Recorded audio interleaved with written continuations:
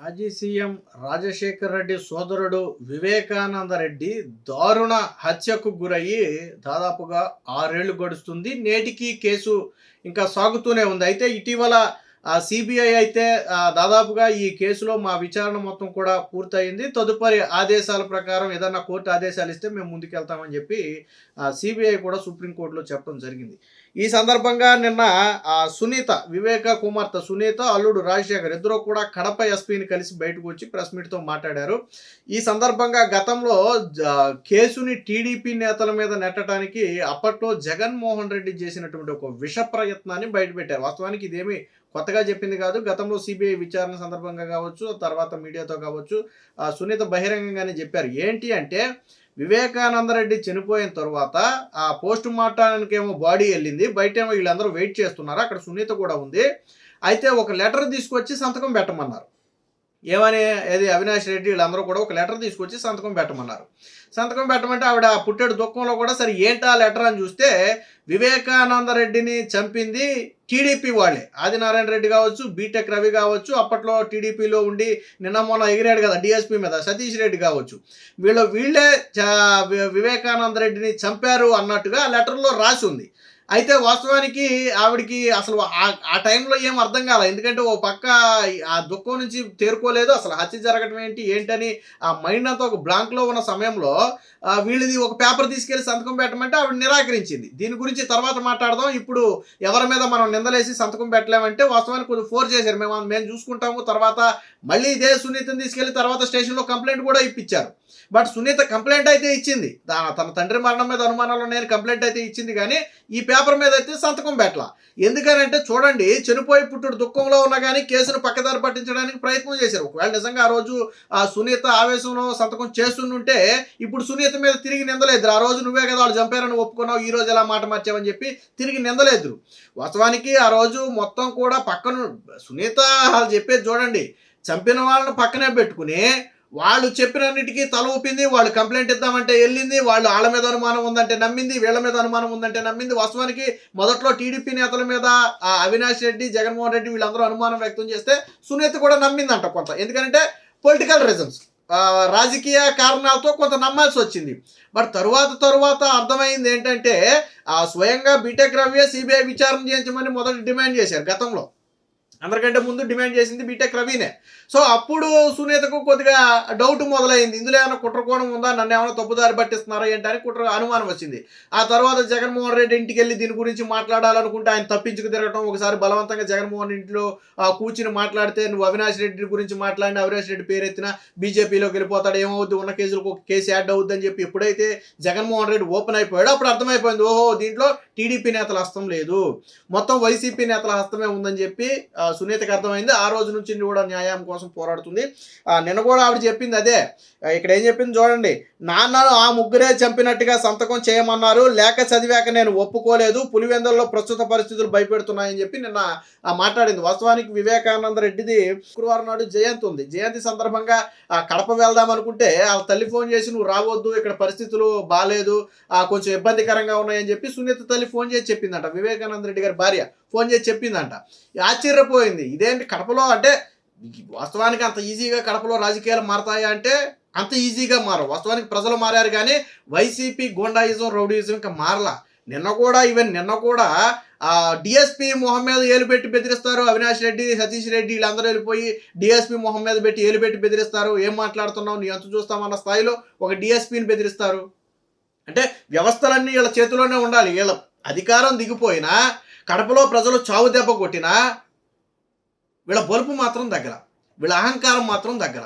ఎప్పుడు కడపలో అంటే జగన్మోహన్ రెడ్డి ఆలోచించేది కూడా ఒకటే, ముందు ఇంట గెలిచి రచ్చగెలవాలని ఒక సామెతను చూసారా, ఇప్పుడు జగన్మోహన్ రెడ్డి దాని మీద దృష్టి పెట్టాడనేది స్పష్టంగా అర్థమవుతుంది. ఎందుకంటే జగన్మోహన్ రెడ్డి ఓడిపోయిన తర్వాత ఈ మధ్య కొద్దిగా తరచుగా కడప, పులివెందుల ప్రాంతాలకు వెళుతున్నాడు. వాస్తవానికి రాష్ట్రంలో ఇతర ఏ ప్రాంతానికి వెళ్ళకపోయినా కడప, పులివెందులకు కొంత వెళ్ళే ప్రయత్నం చేస్తున్నాడు. రెండోది, అక్కడ స్థానిక నేతలందరినీ కూడా వెళ్ళిన సమయంలో కలిసి మీటింగ్లు పెట్టి మాట్లాడే ప్రయత్నం చేస్తున్నాడు. అంటే కడపలో మొన్న తగిలిన దెబ్బ జగన్మోహన్ రెడ్డికి చాలా బలంగా తగిలింది. సో దాని నుంచి తేరుకోవాలి అంటే వచ్చే ఎన్నికల్లో కడపలో జగన్మోహన్ జగన్మోహన్ రెడ్డి తన ప్రభంజనాన్ని మళ్ళీ చూపించాలి. 2019 ప్రభంజనాన్ని చూపించాలి. వాస్తవానికి గత 30 ఏళ్ల నుంచి కడప వైసీపీ కంచుకోట. అది వైసీపీ కావచ్చు, కాంగ్రెస్ కావచ్చు, అంటే రాజశేఖర రెడ్డి కావచ్చు, జగన్ కావచ్చు, కంచుకోట. అది వాస్తవం. వివేకానంద రెడ్డి హత్య తరువాత, హత్య జరిగింది ఎన్నికల టైంలో, 2019 ఎన్నికల టైంలో. అప్పుడు ప్రజలు ఏమి తేల్చుకోలేని పరిస్థితి. ఒక రకంగా చంద్రబాబు నాయుడు చంపాడని నరాసుర రక్త చరిత్రను రాత్రి చాలా మంది నమ్మిన పరిస్థితి. బట్ కట్ చేస్తే 2024కు వచ్చే సమయానికి ఎవరు చంపారు అనేది పిక్చర్ క్లియర్. ఎవరు చంపారు అనేది పిక్చర్ క్లియర్. కాబట్టి ప్రజల్లో కూడా ఆలోచన వచ్చింది. కాబట్టే మొన్న ఎన్నికల్లో జగన్మోహన్ రెడ్డిని కడపలో చావు దెబ్బ కొట్టారు. దాదాపు జగన్మోహన్ రెడ్డి ఓడిపోయినంత పని. జగన్మోహన్ రెడ్డి పులివెందుల మెజార్టీ కూడా 30,000 35,000 తగ్గిపోయింది. ప్రజలు చావు దెబ్బ కొట్టారు. సో జగన్మోహన్ రెడ్డి అందుకే ఇంట గెలిచి రచ్చగలవాలి. వచ్చే ఎన్నికల నాటికి నేను ముందు కడపలో స్ట్రాంగ్ అవ్వాలి, తర్వాత రాష్ట్రం మొత్తం స్ట్రాంగ్ అవ్వాలి. ఆ స్ట్రాటజీ కోసమే చేస్తున్నాడు. అయితే ఇక్కడ జగన్మోహన్ రెడ్డి కోల్పోయిన తన బలాన్ని తిరిగి పెంచుకోవాలంటే నీ మీద ప్రజల్లో నమ్మకం ఏర్పడాలి. అంతేగాని నువ్వు రౌడీయిజమో, గోండాయిజమో, ఇంకో ఇజమో చేస్తే ప్రజలు నమ్మరు. నువ్వు ప్రజల్లో కలవాలి, ప్రజా సమస్యల మీద నువ్వు మాట్లాడాలి, ప్రజలు నిన్ను నమ్ముకున్న వాళ్ళకు నువ్వు అండగా నిలబడాలి. అప్పుడు కదా ప్రజలు నిన్ను నమ్ముతారు. సో నిన్న జరిగిన ఈ ఘటన చూసి సునీత కూడా ఆశ్చర్యపోయింది. ఇదేంటి కడప ప్రాంతానికి మా అమ్మ రావద్దంటే పరిస్థితులు ఎంత దారుణంగా ఉన్నాయో. ఇప్పుడు ఉన్నటువంటి పరిస్థితుల్లో అంటే కూటమి ప్రభుత్వమే అధికారంలో ఉన్నప్పటికీ కూడా ఎప్పటికీ వైసీపీ రౌడీయిజం, గోండాయిజం, రాజారెడ్డి రాజ్యాంగం అంటారు కదా. ఏంటి రాజారెడ్డి రాజ్యాంగం అంటే? అరాచకం. చాలా మందికి అర్థం కాదు. రాజారెడ్డి రాజ్యాంగం అంటే ఏంటనేది చాలా మందికి తెలియదు. రాజారెడ్డి రాజ్యాంగం అంటే ఏముండదు, మొత్తం అరాచకాలే ఉంటాయి. వాళ్ళని ఎదిరించకూడదు, వాళ్ళ ఎదురుగా నిలబడకూడదు, వాళ్ళు అన్నదే మాట, వాళ్ళు చెప్పిందే శాసనం, వాళ్ళు ఏదంటే అదే అక్కడ చెల్లుబాటు అవ్వాలి. ఒక రకంగా మనం ఏదో పురాతన కాలం రాజుల గురించో లేకపోతే నియంత్రణ గురించో వినుంటాం కదా. సో అలాంటి నియంత పాలన కావాలి అనేది, ఆ నియంత పాలన అనేది రాజారెడ్డి రాజ్యాంగం. జగన్మోహన్ రెడ్డి గత 30 ఏళ్లుగా అక్కడ ఏం అమలు జరుగుతుందంటే అదే అమలు జరుగుతుంది. బట్ ప్రజలు కూడా ఇప్పుడు పూర్తిగా మార్పు వస్తుంది, చదువుకుంటున్నారు, వాళ్ళకు కూడా జ్ఞానం ఉంది. కాబట్టి ఇప్పుడిప్పుడే ఈ రాజారెడ్డి రాజ్యాంగం నుంచి బయటకు వస్తున్నారు. ఒకప్పుడు స్టిల్ ఈ రోజుకి కూడా వైఎస్ ఫ్యామిలీని అక్కడ ఎదిరించి ధీటుగా నిలబడటం అంటే ఆషామాషి వ్యవహారం కాదు. ఏదో పెద్ద స్థాయి వాళ్ళు, బిటెక్ రవి లాంటి వాళ్ళు లేదా ఆదినారాయణ రెడ్డి లాంటి వాళ్ళు బలంగా నిలబడ్డారు. కానీ చోటామోటా వాళ్ళు అక్కడ జగన్మోహన్ రెడ్డినో లేదా ఫ్యామిలీనో ఎదిరించి నిలబడటం అనేది అంత ఈజీ కాదు. ప్రాణాలకే ప్రమాదం. సో అంత కరుడు కట్టినటువంటి రాజకీయాలు పులివెందుల్లో ఉంటాయి.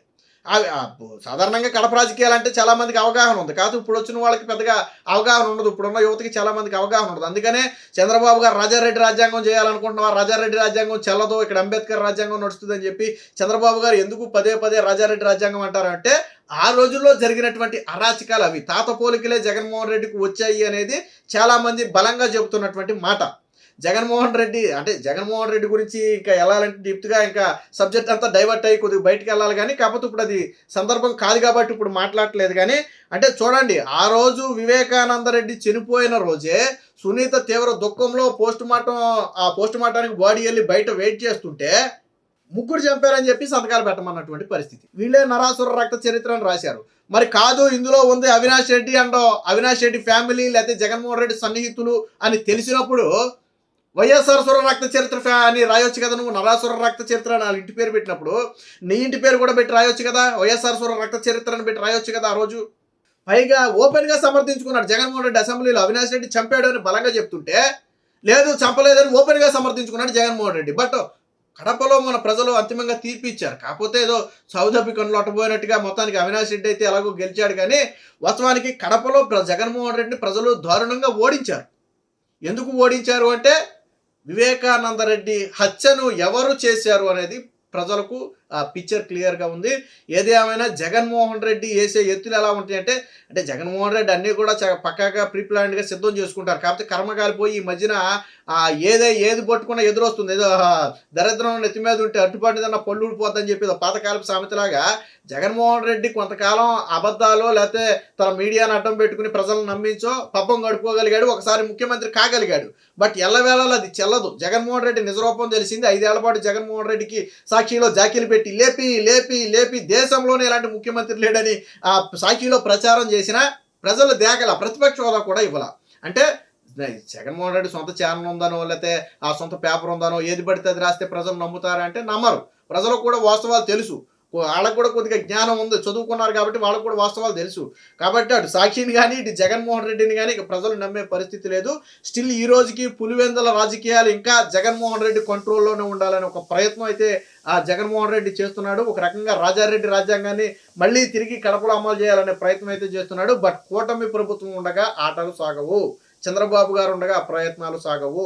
ఇప్పుడు కూడా ఆ సునీత కూతురు ఎందుకు ఎస్పీని కలిసిందంటే ఆ ప్రస్తుతం ఉన్న పరిస్థితులు వివరించడంతో పాటు సునీత ఒకటి చెప్తుంది, 6 ఏళ్ళు అయ్యింది, విచారణ అయిందని సిబిఐ చెబుతుంది. బట్ ఎవరికి శిక్ష పడింది? టెంపరీగా కొంతకాలం ఉండి బెయిల్ మీద బయటకు వచ్చారు, మళ్ళీ లేరు, ఇదంతా జరుగుతుంది. బట్ ఎవరిని దోషులుగా తెచ్చారు? నా తండ్రిది వచ్చే కదా. ఆ రోజు సాక్షి గుండెపోవడానికి ప్రచారం చేసింది ఎవరు? సాక్షిలో ప్రచారం చేశారు. మొట్టమొదటగా గుండెపోటు అని ప్రచారం చేసిన ఛానల్ సాక్షి. మొట్టమొదటగా గుండెపోటు అని చెప్పిన వ్యక్తి విజయసాయిరెడ్డి. వాళ్ళే చెప్పారు, దారుణంగా చంపేసింది వాళ్ళు. మళ్ళీ ఈరోజు హత్యను సునీత మీదకో, రాజశేఖర్ మీదకో, చంద్రబాబు గారి మీదకో ఎలా వేస్తున్నారు? ఆ రోజు గుండెపోటు అని. ఆ రోజు మీరు గుండెపోటుకు కట్టుబడి ఉండాలి కదా. మీ సాక్షిలో వేసిన గుండెపోటుకి మీరు కట్టుబడి ఉండాలి కదా. తర్వాత చంద్రబాబు నాయుడు చంపేయడని ఎలా అన్నారు? చూడండి, జగన్మోహన్ రెడ్డి అధికారం కోసం ఎంతకైనా బరితెగిస్తాడు అనడానికి ఇదే ఒక నిదర్శనం. Please subscribe to Leo news for more videos.